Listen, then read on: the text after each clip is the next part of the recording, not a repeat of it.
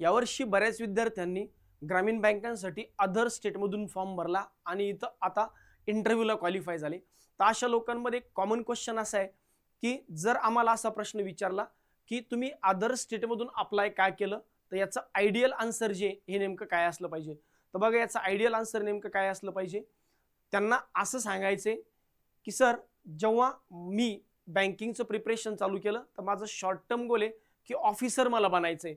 मग ऑफिसर बनत असताना मला हे ऑलरेडी माहिती आहे की मी ग्रामीण बँकेत असेल किंवा नॅशनलाइज बँकांमध्ये जरी मी ऑफिसर बनलो तरी मला अदर स्टेटमध्ये जॉईनिंग मिळण्याचे चान्सेस बरेचदा असतात. त्यामुळे या गोष्टीसाठी मी ऑलरेडी मेंटली प्रिपेअर आहे की मी कुठल्याही स्टेटमध्ये जॉब करू शकतो.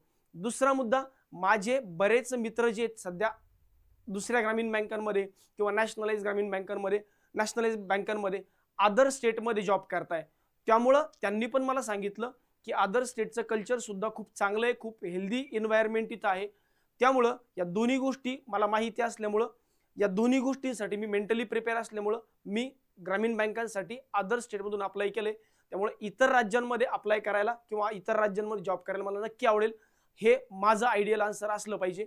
आता जर या संदर्भात म्हणजेच ग्रामीण बँकांची इंटरव्ह्यू संदर्भात अजून तुमच्या काही मनात डाऊट असतील तर या व्हिडिओच्या डिस्क्रिप्शन बॉक्समध्ये तुम्ही लिहू शकता किंवा कमेंट बॉक्समध्ये तुम्ही लिहू शकता की या प्रश्नाचं उत्तर आम्हाला आयडियली आन्सर पाहिजे.